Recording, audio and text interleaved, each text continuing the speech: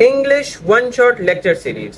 दोस्तों आज हम लोग इंग्लिश के पास पेपर के कुछ एमसीक्यू सॉल्व करेंगे। जिस तरह से हम लोगों ने लॉजिकल रीजनिंग सॉल्व किए थे, ये वीडियो किसी स्टूडेंट ने हमसे कमेंट सेक्शन के अंदर मांगी थी कि भाई हमें इंग्लिश के भी जरा पास पेपर सॉल्व करा दें। तो उसी की रिकमेंडेशन के ऊपर, उसी की जो यू में से 17 घंटे पहले जैसे हमें बताया गया था, और हम लोगों ने उस वीडियो के ऊपर काम करना भी स्टार्ट कर दिया। अगर आपको भी किसी चीज के ऊपर, किसी भी टॉपिक के ऊपर, किसी और टॉपिक के ऊपर, फिजिक्स हो, केमिस्ट्री हो, बायो, एमडी कैट से बस रिलेटेड होना चाहिए, हम लोग आपको वीडियो बना कर देंगे। बस आपने एक कमेंट छोड़ना है जिसके अंदर आपको बस बताने के भाई ये पढ़ा दो, हम पढ़ा देंगे। तो भाई let's move on towards our questions. तो मैं सबसे पहले पूछता है, choose the correct option. We dash the tickets for the movie in advance. तो भाई आप लोगों को जो सबसे इंपॉर्टेंट चीज यहां पर देखने वाली है वो ये है कि इसके अंदर आपसे मूवी की टिकट्स के मन में कुछ ना कुछ इंफॉर्मेशन मांगी जा रही है। अब रिमूव का मतलब है हटा देना, टेक का मतलब है ले लेना, ड्रॉ का मतलब है, ड्रॉ के मल्टीपल मीनिंग्स होते हैं। एक होता है लकी ड्रॉ, एक होता है ड्रॉइंग करना, और एक होता है अपनी बात से हट जाना। आई हैव विथड्रॉन, इस तरह से। बाय का मतलब है खरीद लेना। तो जो सिनेमा की टिकट्स होती हैं वो ली नहीं जाती, वो खरीदी जाती है। So buy will be the right answer. We must buy the tickets for the movie. Remove तो हो नहीं सकता, ड्रॉ तो हो नहीं सकता, तो ली नहीं जाती, टेक नहीं की जाती, बल्कि खरीदी जाती है, जिसकी वजह से इसका आंसर क्या होगा? D, that is buy. Next आता है, choose a sentence with correct word order. Okay, so आपके पास यहां पर आ रहा है, Sue took from the window the cover. तो आपको एक बात याद रखनी है कि subject, verb, object, this is the perfect order of every single sentence in English. तो भाई हम लोग इसको चेक कर लेते हैं। सू सब्जेक्ट है, तो सबसे पहले सू आना चाहिए। टुक, अब टुक क्या है? वर्ब है, तो सेकंड नंबर के ऊपर क्या आना चाहिए? वर्ब। अब सबसे पहले के अंदर तो सू टुक तो आ रहा है, लेकिन जो क्या चीज इसने उठाई, यानी ऑब्जेक्ट, ये एंड के अंदर कर दिया the cover from the window, बीच में आ गया, जो कि गलत हो गया। सू कवर आ गया नहीं, पहले सब्जेक्ट आना चाहिए, देन वर्ब आना चाहिए। सी ऑप्शन को देखते हैं। सू टुक द कवर, भाई सब्जेक्ट आ गया, देन वर्ब आ गया, देन ऑब्जेक्ट आ गया, तो ये करेक्ट सेंटेंस है। फ्रॉम द विंडो कहां से? विंडो से उठाया गया है। डेल्टा के अंदर भी सू सब्जेक्ट, उसके बाद वर्ब नहीं आया, तो subject, verb, object, this is the correct order. तो सू टुक, क्या टुक किया इसने? The cover from the window, कहां से टुक किया वो बात की बात है। Okay, let's move on. Next आपके पास आता है, choose the correct sentence. These scissors are very sharp. तो भाई एक बात याद रखना, सीजर्स हालांकि एक चीज का नाम है, लेकिन इसको हम लोग प्लूरल कंसिडर करते हैं, इसको हम लोग कलेक्टिव नाउन के तौर पर कंसिडर करते हैं, क्योंकि there is always a pair in scissor.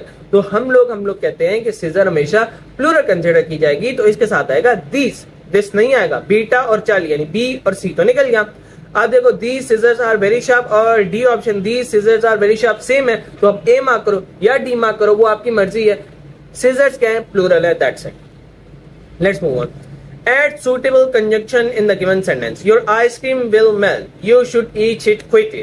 अब एक बात मैं आपको बताता चलूं कि आपके पास जो कंजंक्शन होते हैं वो हर कंजंक्शन डिफरेंट मीनिंग आपको पोर्ट्रे करा होता है। इस कंजंक्शन, इस टाइप ऑफ सेंटेंसेस के अंदर हम लोग रिजल्ट या कॉन्सिक्वेंस की बात करें। अगर तो आप अपनी आइसक्रीम को जल्दी से नहीं खाओगे तो रिजल्ट क्या निकलेगा? कॉन्सिक्वेंस क्या होगा इसका?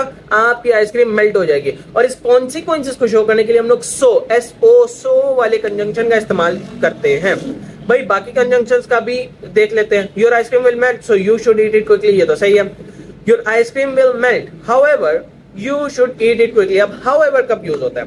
हाउएवर यूज होता है, कैसे यूज करके मैं आपको दिखाऊं? मैं आपको दिखाता हूं एक मिनट यूज करके। आई एम स्टडिंग, मैं पढ़ रहा हूं। However I would love to play cricket if you are interested.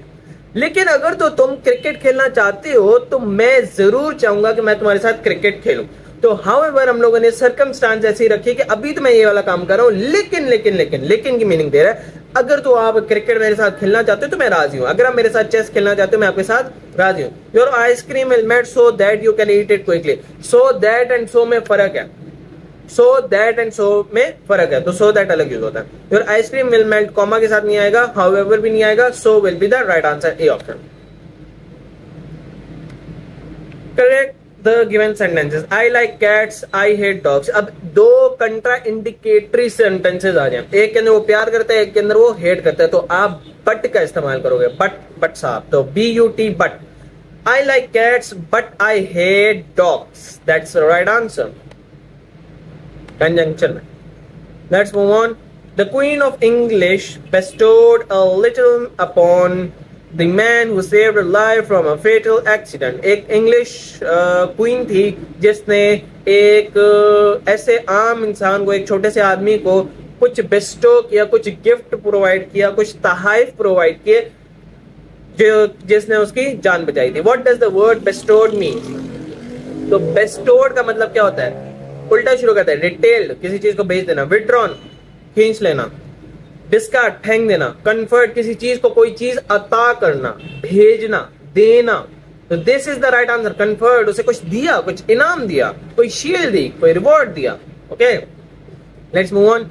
Next वो कहते हैं the money, property etcetera that is used to start और operate a business is called. अगर एक बिजनेस को आपने स्टार्ट करना है तो शुरू में जो इन्वेस्टमेंट चाहिए होती है, जो अमाउंट चाहिए होती है, जो प्लानिंग चाहिए होती है, उसके जो अमाउंट चाहिए होती है, मनी, प्रॉपर्टी एक्सेट्रा, इसको क्या कहते हैं? इसको कहते हैं capital investment.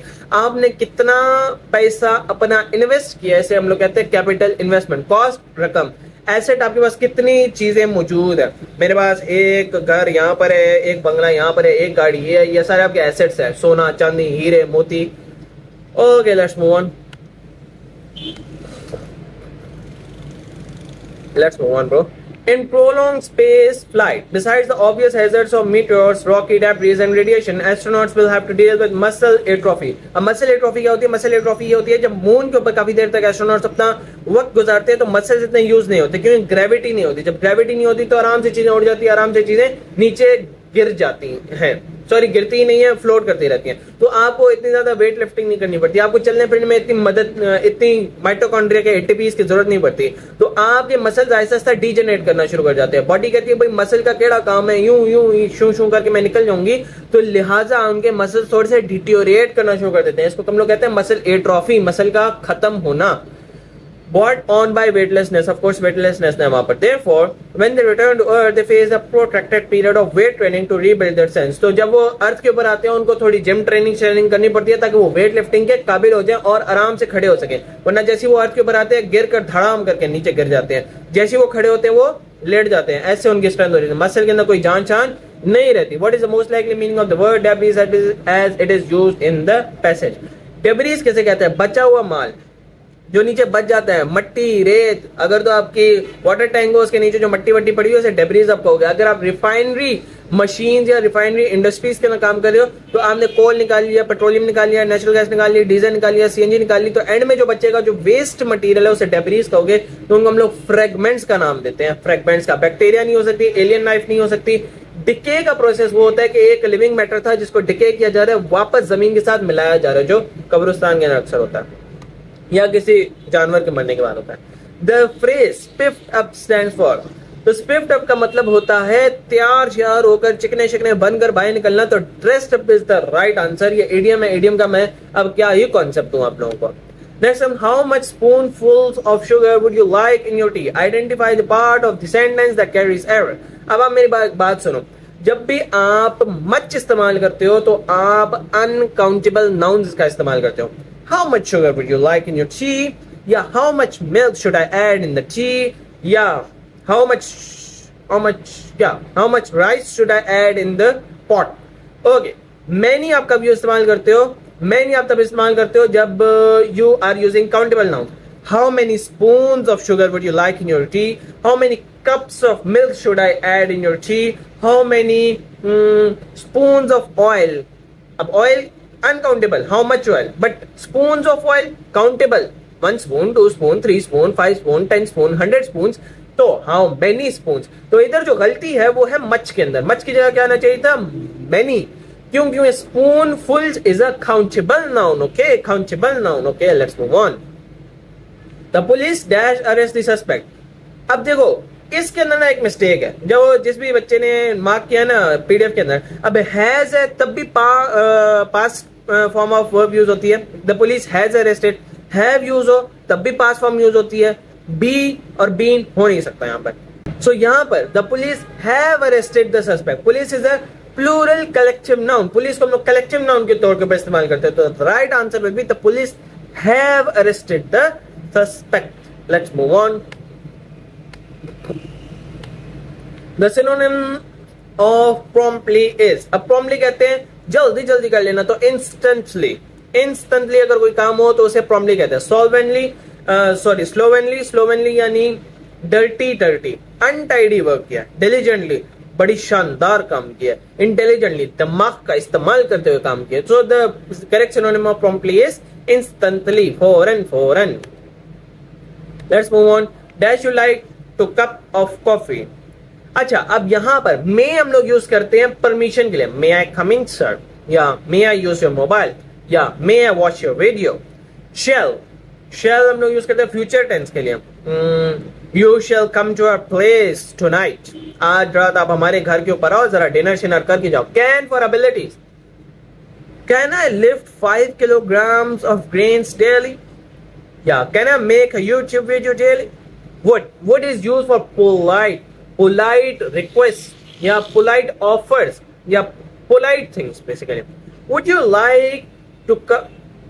like a cup of coffee? तो नहीं आएगा, आएगा would you like a cup of coffee, क्या आपको एक कॉफी का कप चाहिए? So this is a polite offering.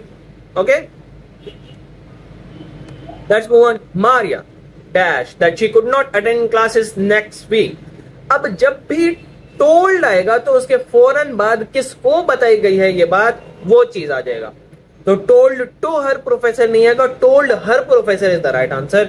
Said her professor नहीं आएगा, अगर सेड आएगा तो सेड के साथ टू जरूरी है। Said to her professor, okay, तो बी भी गलत हो गया। Told her professor is the right answer, that is C option. Is telling her professors, भाई सर ये भी तो सही है, इज टेलिंग, अब टेल्ड ही तो आया है, टोल्ड की कंटिन्यूअस फॉर्म ही तो आई है क्योंकि इज ऐड हुआ है। तो मैं आपसे कहूंगा that she could not, could is the past tense of can. अगर पास्ट टेंस एक सेंटेंस के पार्ट के अंदर इस्तेमाल हो चुकी है तो पहला सेंटेंस का पार्ट भी पास्ट के अंदर होगा, ये रूल है। ऐसे नहीं कि एक वक्त के ऊपर आप प्रेजेंट के अंदर थे और एक ही वक्त के अंदर आप पास्ट के अंदर थे, ऐसा not possible. Okay, so Maria told her professor, that is C option. Let's move on. Next वो कहते हैं the dogs dash escape. The dogs roller, तो डिड नहीं आएगा, हैज नहीं आएगा, हैव होता तो कर लेते, हैड जरूर आएगा। विल नहीं आएगा क्योंकि इसने पास्ट फॉर्म इस्तेमाल कर लिया। विल एस्केप होता तो जरूर हम लोग इसको कंसिडर कर लेते। तो the dogs had escape. Let's move on. Okay भाई, बता। We are all looking forward dash the announcements of election soon. We are all looking forward to, looking forward के बाद टू आने, अंधा धुन लगाओ, बस बात ही खत्म। ये तो बस नॉर्मल सा रूल है, इसको छोड़ दो। Dash going to sleep, I like to read for half an hour. तो भाई आफ्टर गोइंग टू स्लीप, भाई सोने के बाद तो तू नहीं रीड करेगा ना, बिफोर गोइंग टू स्लीप, भाई सोने से पहले मैं चाहता हूं कि मैं आधा घंटा ना किताबों को जरा देख लूं, है याद आता है ना रात को ही। तो as soon as going to sleep, यानी जैसे ही मैं सोता हूं वैसे ही मैं रीडिंग करना शुरू करता हूं, गलत। While going to sleep, जैसे जैसे मैं सो रहा होता हूँ ना वैसे वैसे मैं रीड कर लेता हूँ, ऐसा भी नहीं है। Before going to sleep is the right answer, that is B. Okay, so this was the end of our one shot English lecture. अगर आपको किसी भी और टॉपिक के ऊपर लेक्चर चाहिए, या इंग्लिश लेक्चर या इंग्लिश के पास पेपर्स का पार्ट 2 चाहिए, या लॉजिकल रीजनिंग का पार्ट 2 चाहिए, तो जरूर मुझे बताइएगा, उसके ऊपर भी वीडियो बन जाएगी। अगले लेक्चर तक के लिए अल्लाह हाफिज।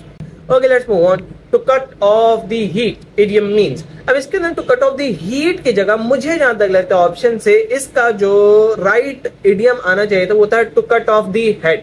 बट ऑफ कोर्स ये बच्चों ने पेपर बनाया, रीमेक किया, ये पेपर तो आया नहीं था, तो हम लोगों ने इसको to cut off the head के हिसाब से आंसर मार्क करना। एक आता है pass the frog. The frog का मतलब है एक बंदा था जो बहुत हाई पोस्ट के ऊपर था, आपने उस पोस्ट से उसे हटा दिया। डीकैपिटेट, डीकैपिटेट का मतलब होता है एक बंदा था जिसका हमने सर कलम कर दिया, उसको हटा दिया, उसकी जिंदगी ही खत्म कर दी, और बाकी आपको पता चल ही जाएगा। तो to cut off the head हम लोगों ने क्या बोला, डीकैपिटेट इसका मीनिंग होगा, आपने उसका सर ही कलम कर दिया। Let's move on.